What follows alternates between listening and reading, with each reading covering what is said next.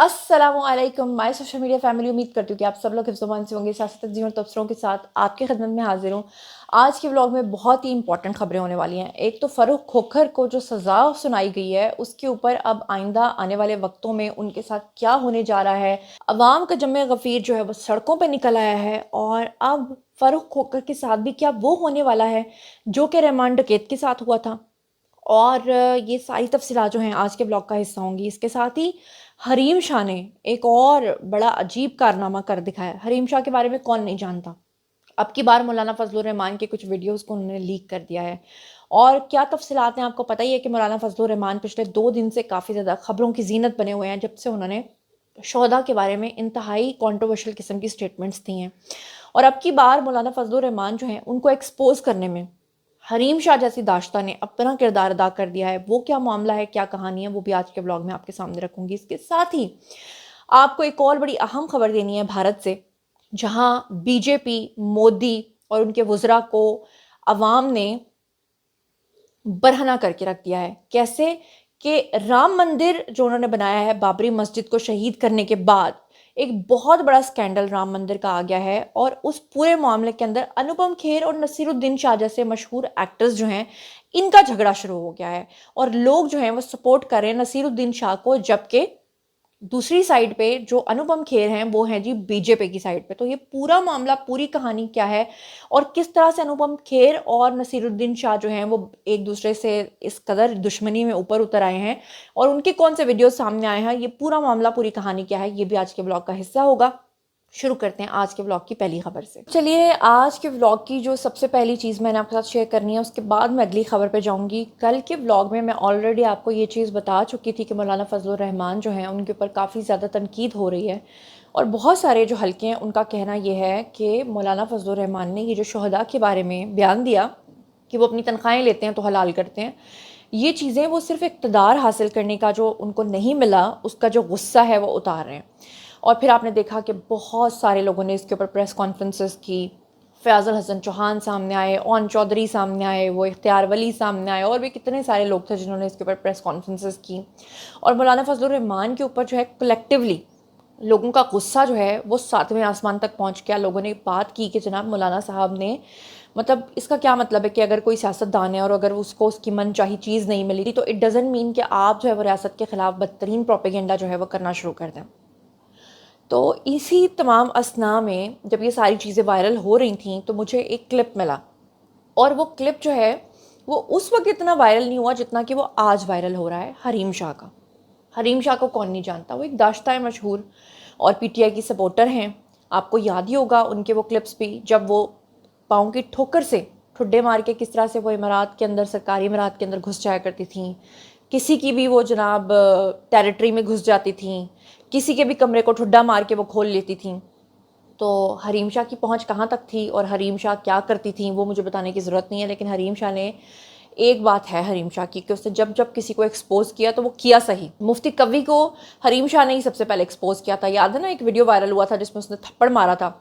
और अब ज़रा ये क्लिप मुलाहिज़ा फरमाएं कि मौलाना साहब के बारे में हरीम शाह क्या फरमाते रही है। मैं कतर गई हुई थी। कतर से जब मैं वापस आ रही थी तो मौलाना फजल रहमान के मैंने कुछ चीजें देख ली थी और मैंने अपनी आंखों से देखी थी। ठीक है, तो मुझे शर्म आई कि मौलाना होते हुए इस तरह की गुली देखा। मैंने वीडियो बनाया। ठीक है, कतर से मौलाना फजल रहमान यहाँ पे कतर में एक दफ़ा आए तो यहाँ पे किसी से उन्होंने फरमाइश की कि मुझे शीमेल पसंद है, मेरे लिए होनी चाहिए। कुछ लोग बीच में आए कि आप सबके साथ पंगा लो, मौलाना के साथ पंगा न लो, वो आपको उड़ाते। मौलाना ने आके दीन का तमाशा बनाया हुए, अल्लाह ताला ने इसीलिए इसके मुंह पे फटकार पैदा की। वीडियो कोई डिलीट भी नहीं किया। वो उन्होंने कितना मुझे कहा कि वीडियो डिलीट करें और आप ये कहें और आप वो। चलिए, बहरहाल अब इसका फ़ैसला तो आप लोगों ने खुद करना है। मेरा तो काम है चीज़ों को हाईलाइट करना, आपके सामने रखना, आरा देना, अपनी राय देना, वो सब आपका काम है। अब जनाब अली, व्लॉग के अंदर बहुत ही इंपॉर्टेंट कुछ चीज़ें मैंने आपके साथ शेयर करनी है। बहुत सारे लोगों ने कमेंट सेक्शन में लिखा हुआ था कि ज़ुनैरा, अभी तक आपने फ़ारूक खोखर के बारे में कुछ भी नहीं बताया है।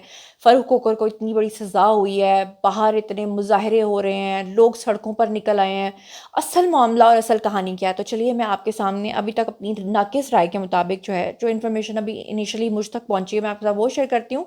लेकिन अगर इसमें आप समझते हुए कि कोई चीज़ है जो सही नहीं आप तक पहुंची तो आपने कमेंट सेक्शन में ज़रूर लिखना है। लेकिन इसके ऊपर मैं रिसर्च भी करूँगी पूरी, और फिर मैं वो हकायक जो है वो आप तक पहुँचाऊँगी। लेकिन अभी इनिशियली जो इन्फॉर्मेशन है उसके अकॉर्डिंगली आपको बता दूं कि फ़ारूक खोखर जो हैं बेसिकली उनको माजिद सती केस के अंदर जो है वो सज़ा हुई है।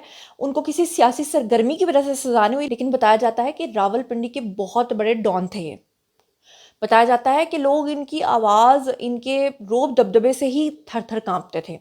आपको याद है कि मैंने एक डॉक्यूमेंट्री एक पूरी बनाई थी रहमान डकैत के हवाले से, जिसमें मैंने आपको पूरी बायोग्राफी जो है वो बताई थी। तो उसी तरह की इन्फ्लुएंशियल पर्सनैलिटी थी जी फ़ारूक खोखर की भी। अब पहले मैं आपको बता दूं कि सज़ा किस चीज़ में हुई है, फिर मैं इनके बारे में कुछ होशरुबा किस्म के इनके शफ़ात भी करने जा रही हूँ। सबसे पहले इस्तग़ासा की यानी प्रोसिक्यूशन की के मुताबिक आपको बताऊं कि वाक़या कुछ इस तरह से है, ये प्रोसिक्यूशन के अकॉर्डिंगली मैं आपको बता रही हूँ। 23 अगस्त 2022 को माजिद सती को रावलपिंडी का एक इलाका है जी 6th रोड, वहां पर फायरिंग करके कत्ल कर दिया गया था। माजिद सती जो हैं वो पीटीआई से वाबस्ता सियासी कारकुन थे और ट्रांसपोर्ट यूनियन के रहनुमा भी थे। उसके बाद तफ्तीश हुई और तफ्तीश के मुताबिक ये चीज़ सामने आई कि माजिद सती जो हैं उन्होंने मुबैना तौर पे एक प्लॉट और गैर कानूनी कब्जे की कोशिश की मज़ाहमत की थी, जिसकी वजह से ये सारा वाक़या जो है ये पेश आया था। अब इसमें जो इस्तगासा का मौक़िफ़ है वो ये था कि इसी तनाज़े के बाद उन पर मोटरसाइकिल सवार हमलावरों ने फायरिंग कर दी, जिसके बाद वो शदीद ज़ख्मी हुए और ज़्यादा खून बह जाने के बाद उनका इंतकाल हो गया। पुलिस ने सीसीटीवी फुटेजेस निकाली, उसका फॉरेंसिक करवाया, शवाहिद इकट्ठे किए और फिर वो जो शवाहिद थे वो सबूत अदालत के अंदर पेश कर दिए गए। अब अदालत ने फ़ारूक खोखर, आमिर हमज़ा और हैदर अली, इन तीनों को इस चीज़ के अंदर, इस केस के अंदर उम्र कैद की सज़ा सुनाई, जुर्माने की सज़ा सुनाई। जबकि एक मुलजिम जो है जिसका नाम बताया जा रहा है वसीम, उसको शक का फ़ायदा देकर उसमें बरी कर दिया।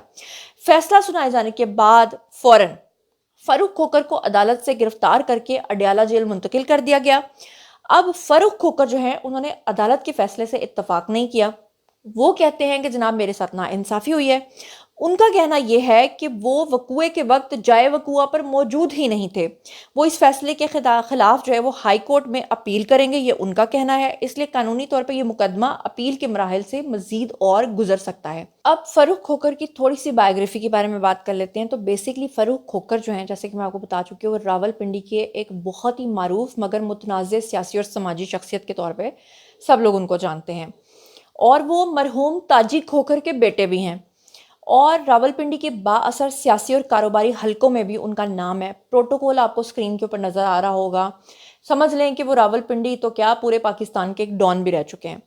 अब हालिया दिनों में फ़ारूक खोखर उस वक्त दोबारा खबरों में आए जब 14 जुलाई 2026 को रावलपिंडी की एक अदालत ने उन्हें माजिद सती कत्ल केस के अंदर जो है वो सज़ा सुना दी। अब फ़ारूक खोखर के बारे में कहा यह जाता है कि उनकी जो सियासी वाबस्तगी है वो दो पार्टीज़ के साथ रही। पहले उनकी रही जनाब पीपल्स पार्टी के साथ और बाद में वो जमीयत उलमाए इस्लाम यानी कि JUI से भी उनका ताल्लुक जो है, कहा जाता है कि उनकी सियासी वाबस्तगी उनके साथ रही है। ऑफिशियली उन्होंने कभी अनाउंस नहीं किया, लेकिन कहा यह जाता है कि JUI के साथ भी उनके ताने बाने जो हैं वो मिलते हैं। और रहमान डकैत की भी अगर हम बात करें तो वो भी पीपल्स पार्टी के बड़े सपोर्टर रहे थे। अच्छा, अब बहुत सारी पर्सनैलिटीज़ होती हैं, लेकिन उसमें जो ये फ़ारूक खोखर हैं, इनको इतनी ज़्यादा शोहरत क्यों मिली हुई थी? इनको शोहरत इसलिए मिली थी कि उनका नाम कई बरसों से रावलपिंडी के बाअसर ख़ानदानों में होता था। बड़ा उनका प्रोटोकॉल होता था, बड़ा पैसा होता था, बड़ी आन बान शान होती थी। और उनके वालिद की वजह से भी वो शोहरत की वजह थे जनाब। उनके वालिद ताजी खोखर जो हैं एक मारूफ और मुतनाज़ शख्सियत थे। क्योंकि वो ताजी खोखर के बेटे थे, इस वजह से भी उनको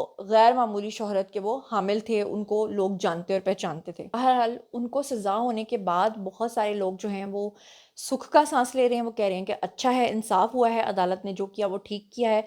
और कुछ लोग ऐसे हैं जो कि इस चीज़ के ऊपर पूरी तरह से तनकीद कर रहे हैं और वो कह रहे हैं कि जो भी हुआ है ठीक नहीं हुआ है।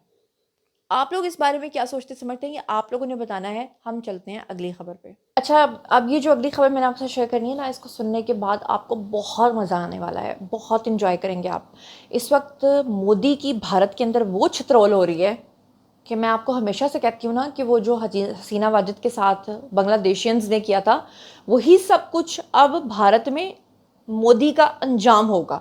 और उसका सिलसिला, उसका आगाज़ हो चुका है। आपको पता ही है कि मोदी यानी बीजेपी की जो गवर्नमेंट है वो पिछले कई सालों से ये कोशिश कर रही है कि जितने भी मॉन्यूमेंट्स हैं, जितनी भी यादगारें हैं, जितने भी मकबरे हैं, जितनी भी मसाजिद हैं, उनको गिरा दिया जाए। क्योंकि मोदी के जो वुज़रा हैं वो खुलेआम बैठकर ये कहते हैं कि भारत की पहचान जो है वो ताजमहल से नहीं है, यहाँ पे हमने मंदिर बनाने हैं।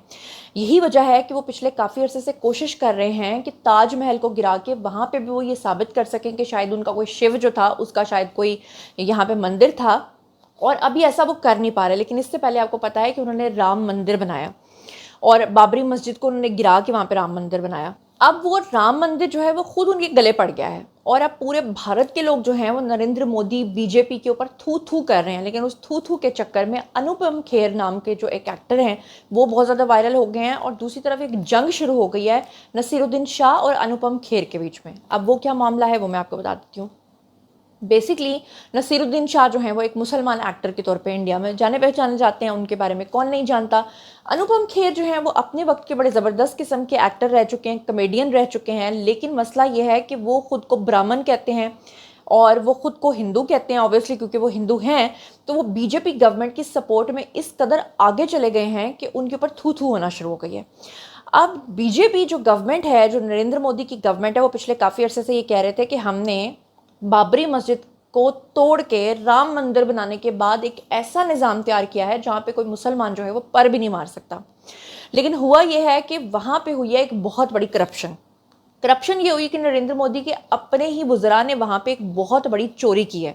आपको पता है कि राम मंदिर जो है वहाँ पे बहुत बड़ी तादाद में हिंदू आते हैं। हिंदू ज़ायरीन जो आते हैं वो वहाँ पे चढ़ावा चढ़ा के जाते हैं पैसों की सूरत में। वो सारा का सारा पैसा, वो सारा का सारा गोल्ड, वो सारे के सारे जो दान किया हुआ था वो सारा का सारा बीजेपी के वुज़रा ने चुरा लिया है। अब ये इतना बड़ा स्कैंडल जो है इसको वहाँ की जो कांग्रेस पार्टी है उन्होंने एक्सपोज कर दिया आवाम के सामने। बजाय इसके कि नरेंद्र मोदी और उनकी पार्टी इस चीज़ का जवाब देती, अनुपम खेर जो हैं उन्होंने रिसेंटली एक बाबरी मस्जिद के ऊपर और इसके ऊपर एक फ़िल्म बनाई है। तो जब अनुपम खेर से पूछा गया कि आपकी इस बारे में क्या राय है, तो बजाय इसके कि अनुपम खेर जो हैं वो फेयर कमेंट्स देते और कहते कि भाई जो जिम्मेदारान है उनके खिलाफ कार्रवाई होनी चाहिए, उन्होंने सपोर्ट करना शुरू कर दिया नरेंद्र मोदी को। और बीच में उन्होंने एग्जाम्पल दे दी मुग़लों की, कहना शुरू कर दिया कि मुग़ल आए थे, भारत को लूट के चले गए थे, जितनी बड़ी लूट मार उन्होंने की थी इतनी बड़ी लूट मार जो है वो बीजेपी ने तो नहीं की। और उसके बाद लोगों का तूफान उमड़ आया। लोगों ने नसीरुद्दीन शाह का एक क्लिप जो कि इस वक्त आपको स्क्रीन पे भी नज़र आ रहा होगा वो शेयर करना शुरू कर दिया। अब बेसिकली ये क्लिप तो 6 साल पुराना था, लेकिन नसीरुद्दीन शाह ने अनुपम खेर के बारे में ये कहा था कि बेसिकली वो एक क्लाउन शख्स है और वो एक कमेडियन है, उसकी बातों को सीरियस नहीं लेना चाहिए। और इस चीज़ को बेस बना के अब लोगों ने वो छित्रोल करना शुरू किया है। वो भारत जो नरेंद्र मोदी के पीछे पागल हुआ फिरता था, आज वही भारत के लोग जो हैं कम से कम उनके अंदर इतनी सेंस तो आई है कि उन्होंने बीजेपी से सवाल करना है। यहाँ तक कि अभी कल परसों एक स्पीच दी है नरेंद्र मोदी ने ओवरसीज़ इंडियंस के साथ, और उसमें नरेंद्र मोदी ने कहा कि हम फ़ख्र के साथ ये ऐलान करते हैं कि भारत जो है वो बीफ का सबसे बड़ा एक्सपोर्टर बन गया है। बंदा पूछे कि अब भारत में नरेंद्र मोदी के ऊपर रील्स बन रही हैं कि भाई आप तो कहते हैं कि गौ माता जो है वो हमारी माता है, उसको हम हाथ में नहीं लगाते, तो अपनी माता को आप एक्सपोर्ट कर रहे हैं। और ओवरसीज़ इंडियंस के साथ आप खड़े होकर ये बात कर रहे हैं कि हमारा जो बीफ का एक्सपोर्टर है भारत वो सबसे बड़े लेवल पे है, तो फिर मुसलमानों के साथ यहाँ पे उनको बीफ क्यों नहीं खाने दिया जाता, मुसलमानों के साथ फिर आप ये सारी ब्रुटैलिटी क्यों करते हैं। थैंक गॉड कि कम से कम भारतीय अवाम को ये बात समझ में आ रही है। और जो अनुपम खेर हैं वो सामने आए, उन्होंने आके अपना रद्देमल दिया। क्या कहा, हैव अ लुक। गेम खेलते हैं कि बेचारा ये इसकी सारी रेपुटेशन ख़त्म हो जाएगी लोग, तो इन्होंने नसीरुद्दीन शाह साहब का पुराना 6 साल पुराना वीडियो डाला। अब ऐसा है कि एक्चुअल सिचुएशन में नसीर साहब और मैं हम गले लग चुके हैं, एक दूसरे की इज्जत करते हैं। उन्होंने भी मुझसे कहा कि चलो जाने दीजिए, इस बात को भी अभी शायद 8-9 महीने हो गए, मगर वो भूल गए कि मैंने उस वीडियो का जवाब दिया था जो उस समय तब मुझे लगा था। फिर लग गए कुछ और लोग शुरू, ये मुझे लगा कि मैं नेशनल मुद्दा बन गया हूं। एक बात मैं बताना चाहता हूं खुल के